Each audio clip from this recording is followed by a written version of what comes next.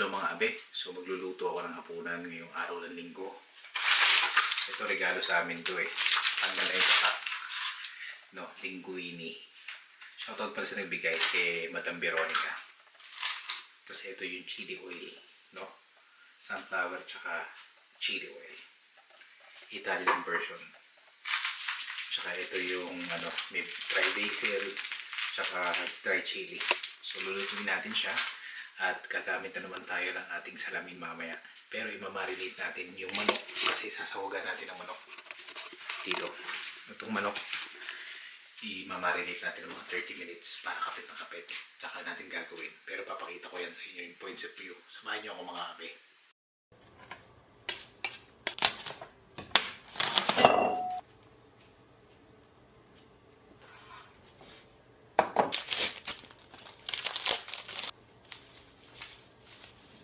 Lalagyan din natin ito.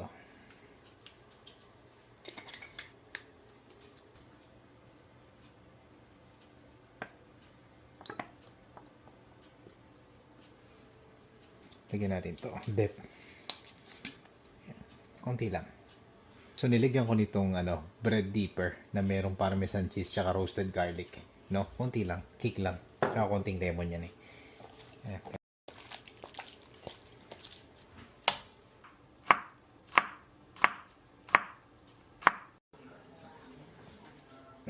Okay mga abe, so tapos na natin i-marinate, tapos na yung 30 minutes.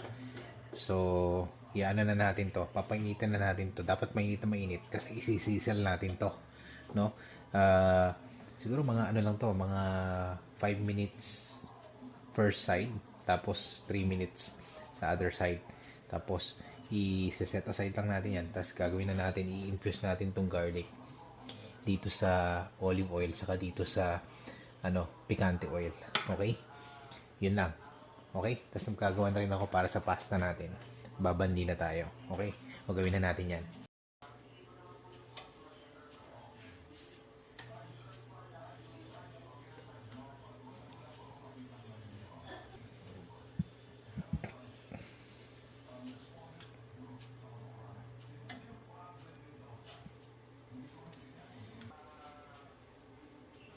Five minutes lang or pag nagbago na yung hindi nyo kailangan i-timer. Ayan.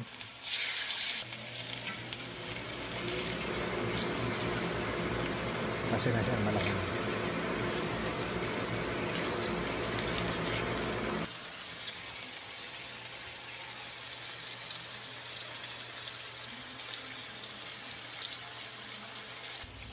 Okay mga abe, so ibabalik na natin siya. Medyo crusty na siya, no? So ito ganito yung itsura nito. So, maganda na, brown na. Ito, hinihintay lang natin mag-brown to. Ito, brown na yung kabila. Pibiling-pilingin nyo lang. Para lang huwag mo overcook. No?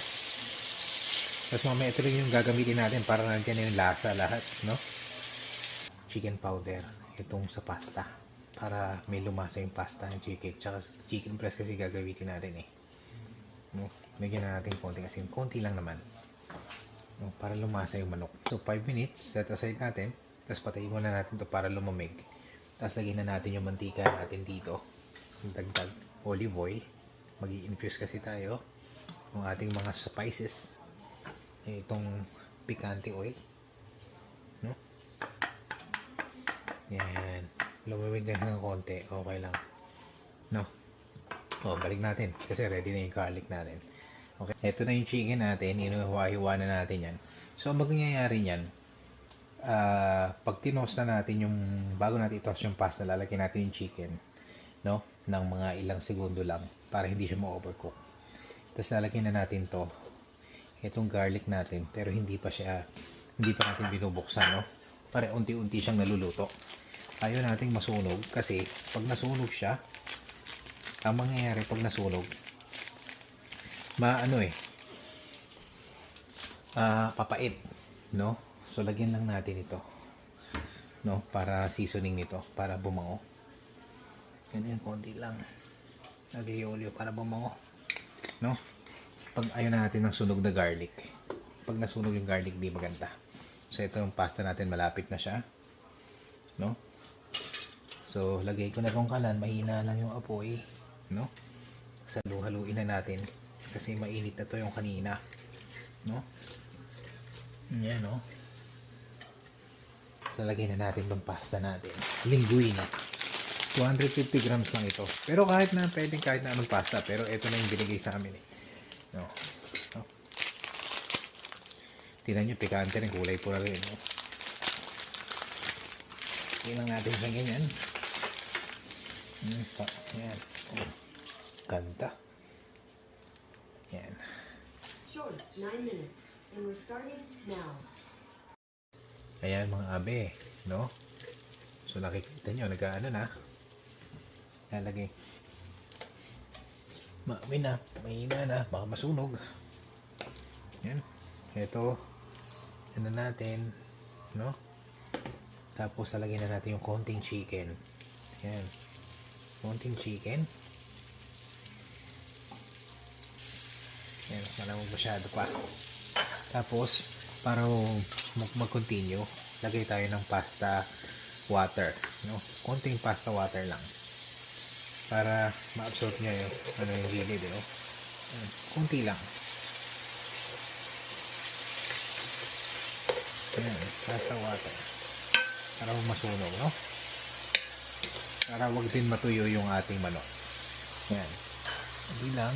Ayan. So, option na lang to. Okay, so habang kumukulo na yan with pasta water, lagyan natin itong paminta.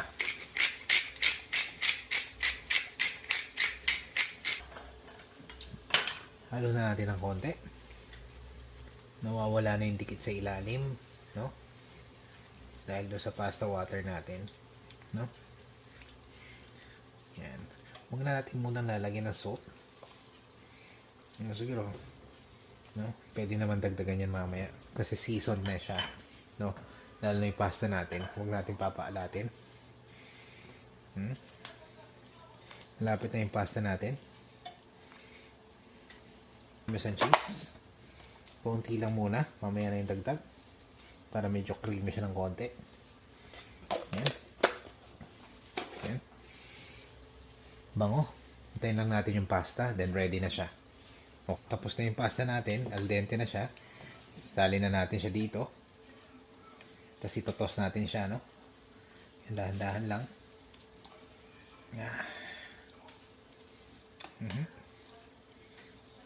Yan. Yan.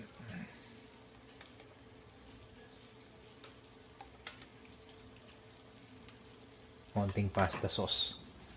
Ay, pasta water. Ayan, konti lang. Tapos, toss na natin siya. High heat. No? Yan. Siguro mga 2 minutes to, pwede na. No? Ganda na itsura.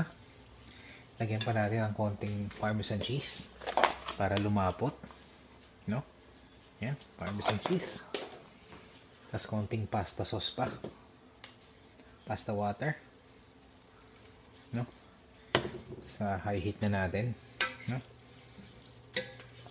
Yan, toast lang natin siya habang kumukulo.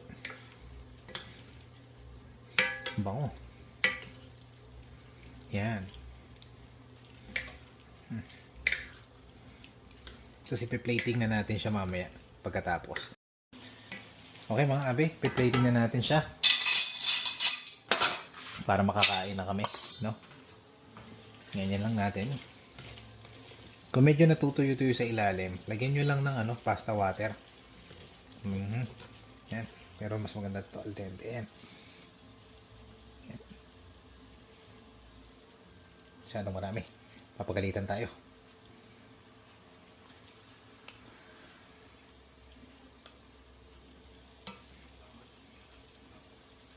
Lagyan natin ng maraming protein.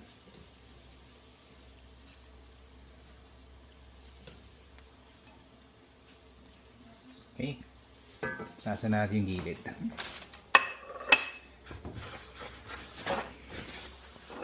Para hiya.